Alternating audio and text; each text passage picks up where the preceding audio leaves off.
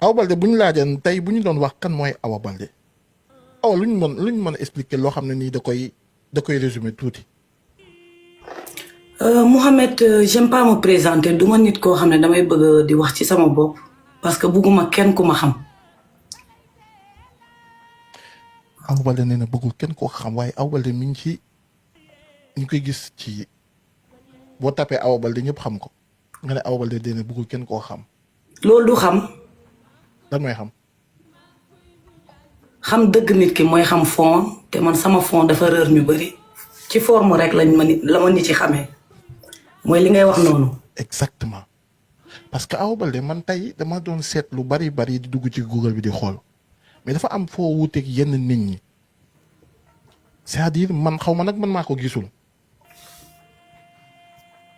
sa famille foo jugee yu ci bari yooyu daf may xaw am na yenn yu ma ci réer mais lu tax nga ne yow bëggoo kenn ku la xam kon yow forme bi rek lañ xam mais xamuñ lu nekk ci biir loolu yow yaa ko liggéeyal sa bopp wala nu mu demee noonu. maa ko liggéey maa nëbb sama bopp nit yi te loolu laa bëgg. mais loolu la ngay def loolu kon lan nga ci. parce que damaa mës a wax ne sama dund naa ci def yu am sens yoo xam ne bés bu yàlla defee ne nekkatuma fi yàlla na yeex ñaanuma ko yàlla ñu xam ma mais nii c'est pas important. mën nañoo xam exactement mais teewul ne forme bi nga xam ne xam nañ ci am na lu bari lu ñu xam ci yow ndax boo tapee gis waaye ndax dëgg la wala dëgg Awa Balde rek moo ñu ko mën a wax. waaw loolu mooy fond bi.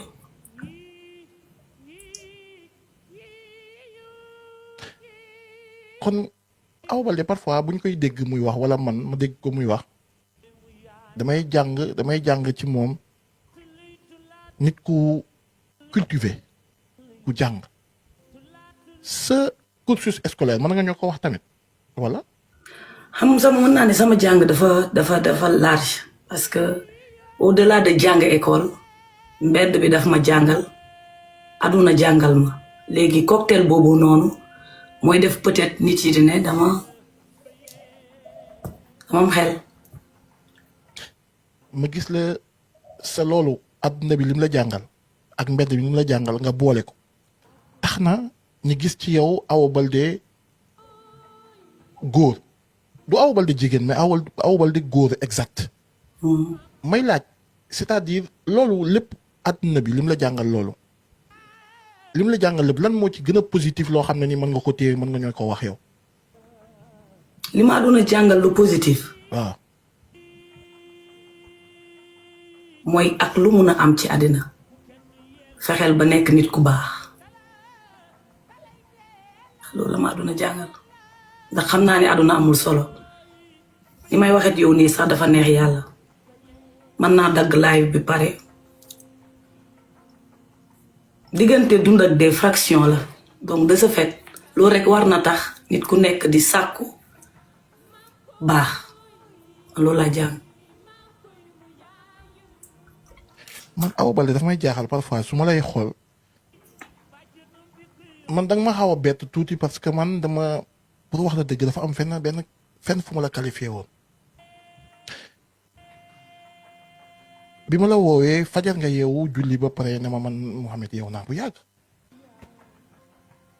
foofu rek damay jégalu suñu borom parce que sama xel dafa am fu ma jëme woon ci yow est-ce que li ma dalul ñu bari nit ñi di la qualifié fenn fi yow ngay fëlee feneen. mën naa am mais ku nekk ak sa opinion ku nekk ak ni ngay gisee àddina moo tax ma ne la déjà tur bi moo dem ça je tiens à le dire tur bi dem na munuma koy stopper te loolu la yàlla namm ci man mais jëmm joxee bu bii xam naa ne du fu nekk lay dem du fu nekk lay dugg jugement nag ak bruit de couloir fii lañ ko fekk fii lañ koy bàyyi mais xam naa ne en temps normal 20h 21h fekk na ma tëdd 6h du matin fekk na ma yeew. yow sa apparence day tromper nit lu bari. je suis une incomprise loolu la yàlla dogal te loolu peut-être sax laa bëgg. lu waral ku la gis bëgg la. ah xanaa xamoo ne man aw ma noonu. ah man de xaw ma waaye de jàpp naa ne. derrière ñii sax di def ay genre noonu yooyu y a une forte admiration envers ma personne man dama marqué ay génération macha allah. Awa Baldé waaw c'est vrai loolu moom jarul ngeen koy wax elle est trop belle nee nañ mais man li ma bëgg xam mooy say parents dooñ ci mën a wax ñu mën a xam. waaw sama yaay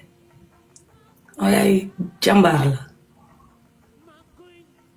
jigéen yu baax la tey kat dëgg ku sonn ci njabootam. sam papa nag c'est un homme exceptionnel dëgg yàlla góor yàlla dëgg ay waajur yu baax la am macha allah mais nag du ma bëgg a wax ci ñoom. du ma bëgg wax ci man du ma bëgg wax ci samay papa. lu tax loolu man maa siiw ñoom monde bi nii xamuñu ko. mais xanaa xamoo ku siiw ñi dugg say ñi xam say famille. waaw mais man nag avec un très grand fierté bëgg naa sax ñu am sama famille parce que ay jàmbaar rek a nekk ci sama famille. Mon père il était chef cuisinier pendant plus de 15 ans club des Allemands xaw ma ndax xam nga ko après domaine de Nianing benn hôtel. sama yaay commerçante la woon donc voilà ma dëkk Nianing nag nekk villageoise Nianing nag se trouve entre Joal Fadiouth ak Mbour.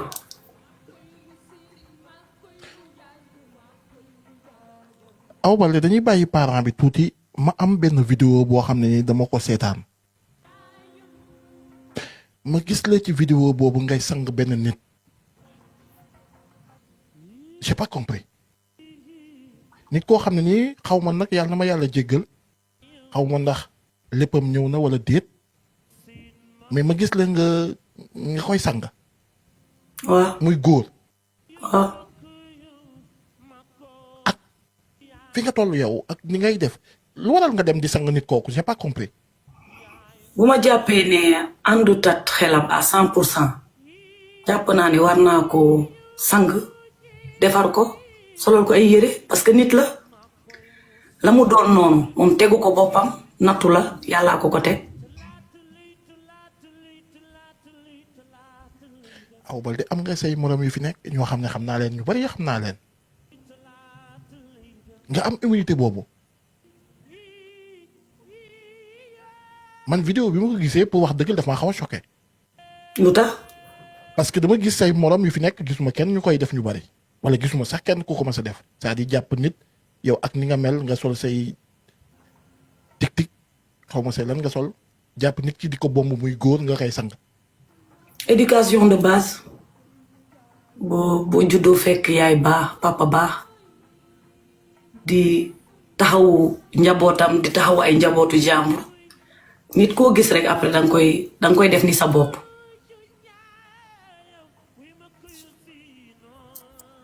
yooyu xaw ma sax fan nga ko génnewee waaye dafa nekk loo xam ne damay làkku di ko def. ma laajaat la beneen parce que am na yeneen yu ma gis am na tamit fu ma gis nga jàpp ay xale yu ndaw defe naa pépinière la mais li ma gën a seetlu ci xale yooyu da nga am koo jàpp benn xale boo xam ne da nga koo fob ci pépinière muy jooy muy reetaan nga nekk ak moom mais ma gis ne bi ngay dem bi nga ko tegee ci berceau bi muy jooy nga daw téyaat mu noppiwaat da ngay faral di dem ci ay pépinière yu bari. waaw cause boo xam ne c'est bien sax nga wax ma ci. ak nouveau état bi installé wu may ci sàkku parce que nit ku nekk booy dund war nga xeex pour benn cause man nag loolu dafa nekk loo xam ne ça me tient à cœur ndax li di structure pouponnière état jëlu ko en charge. ak nouveau gouvernement bi ak seen projet ba 2050 bi j'espère que dinañ boole pouponnière yi ci prise en charge mu jóge ci état parce que ay structure yoo xam ne état jëlu ko en charge ay dons la ñuy recevoir comme yow tey Mouhamed nga maye don 1 million jënd ci ay denrées alimentaires wala benn awa ak ñeneen ñu bëri noonu la xale yi pouponnière yi di dundee. mais du jóge ci état bi. état amul lenn luy jóge ci moom dem ci pouponnière yi. waaw mu nekk cause boo xam ne nag tout le temps saa yu ma amee en tout cas occasion wax ko revendiquer ko dama koy wax mu nekk sama souhait et j'espère que état bi nii installé wu dina ci bàyyi xel bu baax. ah loolu moom foog ñu wax ci moom mais yow cause bi ngay def vraiment cause bu noble la ndax man mosuma xam ne état bi wax dëgg yàlla ci loolu xaw ma ko man yaakaar naa benn yoon laa mas a dem ci affaire pépinière muy mag Modou Lo ñoo àndoon ñu tuddee ko benn pépinière ci ay chinois mais mosuma xam ne état bi jëllu woon état bi ñu nekk nii ba xaw ma ko mais état bi fa nekkoon defoon na ko.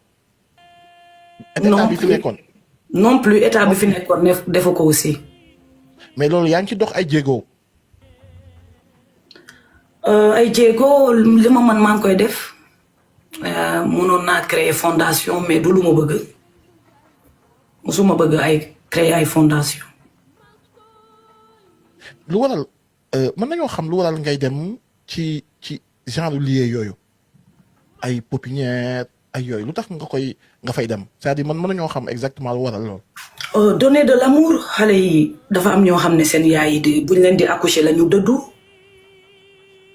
perdant la vie en donnant la vie am ñoo xam ne ni ay xale yu ndaw la ñu doon moyens yu nekkuñu fi ñu jur doom dem déposer ko ci pouponnière yi am ñoo xam ne amuñu ay waajur donc cause bu noble la bu ma neex la j'aime donner de l'amour et xale yi boo fa demee vraiment loolu dañ koy soxla parce que gestu ñu gis yaay gestu ñu gis baay. bi nga foobee xale bi di ko tegaat muy jooy nga fobaat ko mu noppi loo yëg. lu doy waar lu doy waar bi ma ñëwee ma wax ko sama yaay wax ko sama benn xarit sama benn xarit c'est vraiment quelqu'un de très important pour moi ma expliqué ko scène bi nu mu demee mu ne ma l'enfant t'a choisi ma jël ko def ko sama doom. sa doom la tey. ma doom la. macha allah mais Awa Baldé à part loolu damay gis ne da ngay dem tamit ci fi nga xam ne nii boo fa nekkee jaaxle da ngay jaaxle doo xam foo nekk nit ñi 5 heures wala 4 heures ñuy woo leen rappeler leen dugal leen tëj leen ba suba duñ génnaat muy ci kaso yi ma gis ne am na benn fajar boo xam ne nii yaa ngi yeewu di daw di xiixat boo déggee maa ngi dégg nga naan. Voilà, je suis un tout petit peu en retard. Je suis invitée à Rebeuss. Tey dafa am gala de lutte entre prisonniers et assistante sociale bi moo ma invité et je suis très très contente d'y assister. Malheureusement droit d'image dafa am. kon ma gis ne yaa ngi daw di xiixat fajar bi di daw prison yi tamit da nga fay dem. waaw des fois dafay am aussi ñoo xam ne ni dañ leen di jàpp ci ay conditions yu métti fàtte seen dossier du ñu am moyen wu fay avocat bu sama doole bu ma ko mayee bu dee délit bu mu def grawul yenn graw yi ma fay avocat mu plaider ko pour mu génn may ko 2e sens. te xamoo leen. déedéet am na benn jeune boo xam ne xaw ma ko dama dawoon sport ay 7 heures du matin di romb Rebeuss Mouhamed la tudd comme yow. macha allah. mu gis ma rek xàmmee ma taxaw di waxtaan ak moom ma ne ko lu la andi fii mu expliqué ma ko ne ma yàgg naa fi te dañ maa fàtte ma koy jàppale.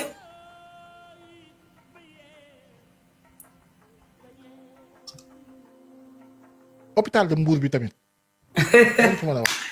Mohamed da ngaa def enquête balaa nga may woo ci sa émission bi. lay invité man su may invité nag wax dëgg yàlla sama modératrice yi dañoo baax rek lii yëpp ñoo koy bind wax dëgg yàlla lii yëpp ñoo koy bind.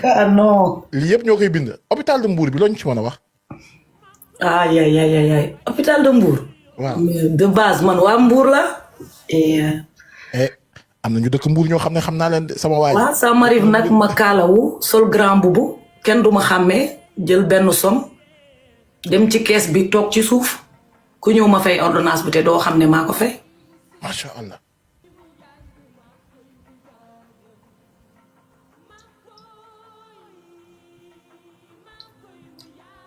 ah wax dëgg yàlla ma wax leen nag nit ñi tey gis naa. émission bi nag bu ko yàq nag de Mouhamed. tey nag lay teel a non du yàq du yàq.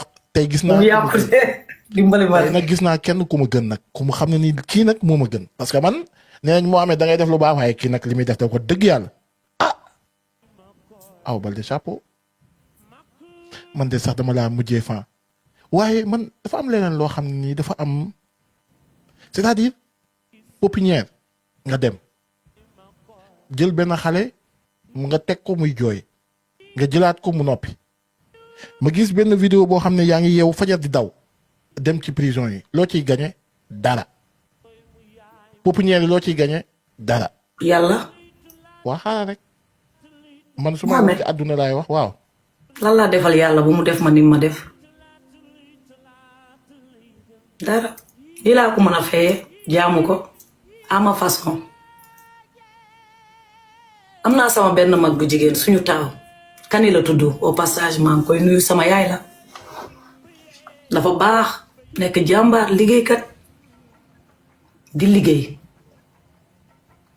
li muy gagné par weer man mën naa ko dépenser ci semaine te man xam naa ni gënuma ko moo ma dàq jaamu yàlla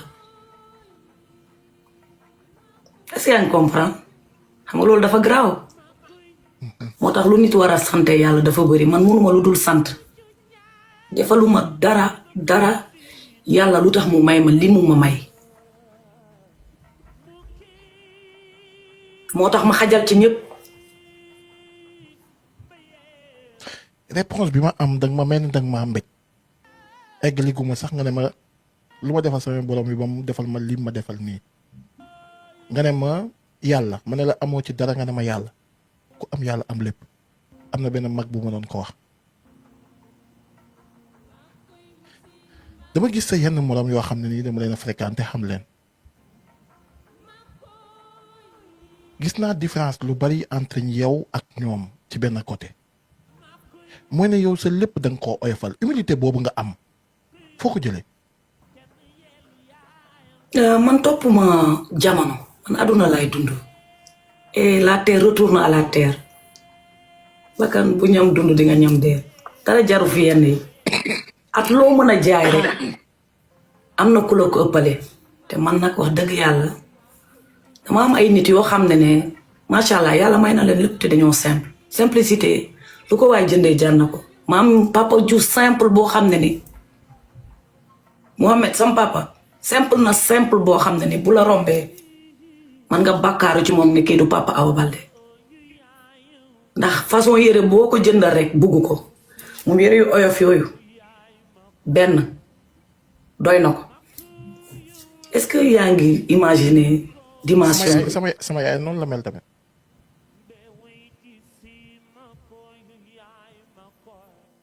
donc simplicité rek moo ma war fi ma jóge la ci famille bu mag laa jóge sama papa am ñetti soxna am lu tolloot 2 fukki bant ñuy lekkandoo ci même bool di fanaanandoo 5 ci néeg 6 kon lan moo fi war a mën a changer ba loolu noonu duma màgg ak moom man ba nii may waxee ak yow sombi fonde moom rek laa bëgg. merci. parce que loolu la sama yaay di ma doon jox ma màggaaleet moom Mouhamed bu ma la waxee ne man sama salle de bain boo fa duggee dangay fekk siwo mooy habitude xale ma màggaaleet moom ba tey mooy damay tànk ci siwo di sangu man te sas baa ngi fi de mais ci siwo laay sangoo jël njàmpe bi xëbal sangu j'ai pas envie d'oublier. kon yow bokkoo ñi nga xam ne nii dañuy jël ay kii ni koy wax ay éponge di sang. non njàmpe jonjo tànk ci siwo bi xëpp te sas baa ngi xanaa hôtel laa mënul yóbbu siwo mais sama kër ñi ma xam nañ ne siwo laay teg tànk ko ba mu fees di sangu teg fële sas bi ci loolu laa màggee.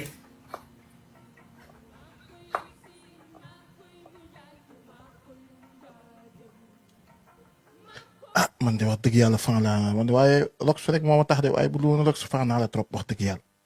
et xanaa xamoo ne Rox au-delà de réseaux sociaux yi sama xarit la.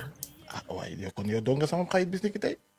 lu tax mu nekk nag sama xarit mooy maanaam lu ñu xaritoo Rox suba bu ma defee lu ma warut a def dina taal laay fam waa léegi nag dal sama kaw taxawal fenn. te man genre nit yooyu laa bëgg.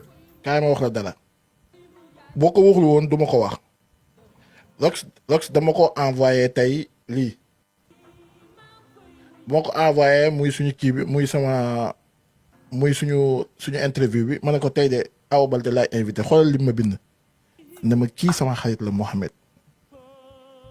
wax na ma ko waaye kii sama xarit la bul ko dépassé bul ko wax dara lu ko métti ndax lu ko métti ma sama xarit la. lii la ma wax ah yow de doon nga sama xarit ndax kooku sama. Rox mi ñu gis ci TikTok bi ak vrai Rox c'est diamétralement opposé. wax naa ko bu yàgg. li ci Rox mooy moo nekk ci man mooy maanaam on est des incomprises boo ñu gisee ci suñu apparence mën nga ñoo am ay jugement ci ñu mais meluñu noonu moo tax ma bëgg ko comprendre ko. man de nu mel bëgg naa loolu mooy. dafa baax. et Awa Baldé ñu ñëwaat ci yow am na kenn ku ma bind nee na ma Mohamed man su ma gisee Awa Baldé di yenn parfois di xuloo ak yeneen nit ñi sama xol bi day jeex Awa Baldé buy wax ak nit day wax li nekk ci moom tey ñu gis la parfois am ñenn ñu lay qualifier ne dafa bëri xuloo dëgg la. xam nga boo nekkee bañkat nga am say principe doo tooñ rek ñu ne dangaa bëri xuloo man nag du ma tooñ mais ku ma ñokkati jot sama jikko parce que du ma ragal booy mbuur la loolu la rek mais Awa Baldé elle n'a pas de problème j'adore la vie j'aime les gens dama bëgg reetaan damay teg musique di fecc man kese comme dof di ko def sama statut bugguma métit moo tax nit bu ma tegee métit damay bëgg a dof léegi sénégalais boo nekkee nit ku am barrière doo tooñ buñ la tooñee nga pétard bu ñu gis keneen ki lu mu la def yow pétard bi la ñu gis yow ñu catalogué la ne dangaa bëri histoire mais bëriwuma histoire man bugguma sax ku ma mere sama xarit yi di seetaan live bi xam nañ ne bugguma ku ma sax mere.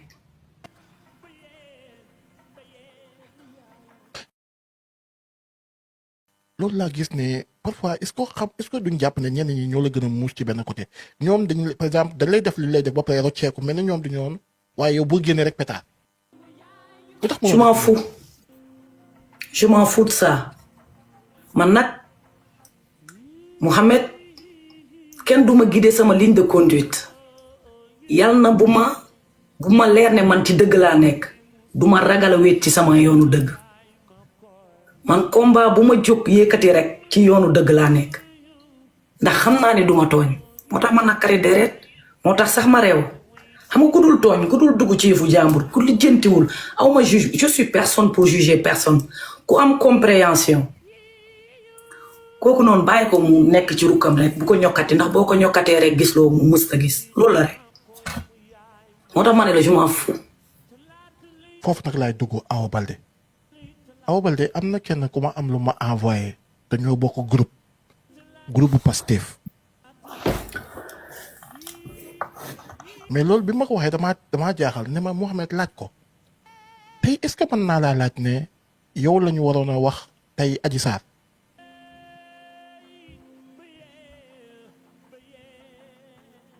ndax nee na ma Mohamed am na lu bari loo xam ne ni am na lu ma wax léegi lu bari loo xam ne dama ko gis nee na jour bi nga xam ne nii dañoo waroon a avant ñuy wax waxu Adji Sarr yow la njëkk proposé mais mu wax ma quantité xaalis boo xam ne nii lu tax nga bañ loolu. ndax li ko présenté nga jël xaalis bi yaa ngi may gis nii bu baax. maa ngi lay seetaan waaw. duroon naa la nit kuy ñëw sa live di tontu luy jëm ci loolu. damay laajte rek de man de question rek laa am di may posé parce que nee nañ ma xaalis bi nga xam ne ni man xaalis bii ma gis ne nii jigéen buñ koy proposé nga bañ man daf may jaaxal moo tax ma laaj la ko. Mohamed. damaa jël recul ci lu bëri ndax sama sëriñ sëñ Saaliw moo doon ne loo bëggul dee fekk la ci teel koo bàyyi. répété waatal. loo bëggul dee fekk la ci teel koo bàyyi. taluma ay wax taluma polémique man je suis maman dama am doom te am na âge léegi pour dugg ci TikTok bi ak ci réseau yi. je n'aime pas attiser la haine te am na yenn wax yi soo koy wax dina attiser haine dina yee loo xam ne bugguma fitna. je suis pas dans ça donc question boobu next. duñ ko next de xam nga lu tax duñ ko next. waaw. mooy dafa am fenn fu may taxaw. mooy ne waaw taxawal. tey loolu am na waaw wala déet rek laa bëgg a dégg. Mohamed. waaw. nit dëgg xam nga fan lay nattee jàmbaaram. ak am jomam. ak am personnalité am. ak am yar surtout. mooy nga dem kër jàmbur ñu teg plateau yàpp mariné ko côtelette yi jolli agneau bi tege ñu ne la viens manger nga xam ne yaa ngi dee ak xiif a ngi lay rey nga ne non merci bon appétit je viens juste de manger fekk yaa ngi xiif garde raison important ni da ngay doylu wéet gore wéetali ko gore il faut que nit xeex ci àddunam ba ku mu mun a daje rek dafa war a siggi taxaw nii xool ko parce que te am na yenn affaire yoo xam ne ne subhanallah bu la ci kenn dégg maam ak loolu bàyyi mooy ma dosé waay Mohamed. waaw. Mohamed bu ma neexee fuy de bu ma neexee taxaw fii réewantu xam nga wiccaxu su ma neexee et j'en suis très fière wax jeeg polémique bi bàyyee naa leen ko li am solo mooy génnuma lakkatu dawma tukki ji waruñu ma tafuñu ma di ma saaga taalu ma dëkk taxuma ay nit di reyante ay moor amul ndax sama jëmm ji par la grâce de Dieu alhamdulilah xaalis bi de jotoo ci moom. nga ne xaalis bi ñu la doon jox xaalis bi bari na de. xam nga ku def ci sànq yaay wax yaa ko wax man waxuma la ko kuy def ci pouponnière di def prison di def ci jàkk di def ci hôpital kooku xaalis yëngal na ko su ma bëggoon ma téye ko pour man bu boobaa yi duma nam ma dara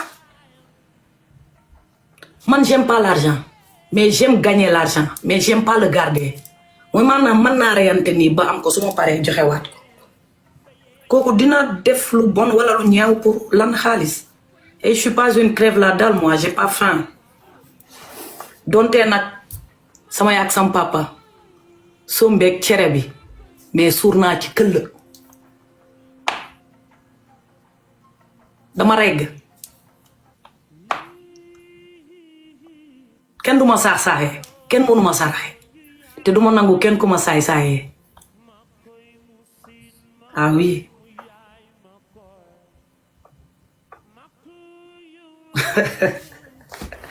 ndeysaan yaa ngi tax sax yaa ngi may wax loo xaama toogaat defaruwaat am na benn politicien nga baal ma nag mais fokk ma wax ko am na ku ma envoyé message ne ma bul ko laaj ci man ndax xamoon na ne naa ko laaj mais lu waral mais du ma tudd tur lu waral yenn du politicien kese rek mais nit ñu yor xaalis bu baree bari ñëw di la doxaane ak xaalis nga leen di rejeté man j'ai pas compris parce que kii wax ak man suma xarit la bu wax la dëgg sama nit la borom xaalis la borom daraja la nga baal ma mais li ma wax ne loolu nga ko wax bon j'ai pas compris. Mohamed xam nga ndeysaan sama morom yi ci dañu réeree ay mbir ci lu bëri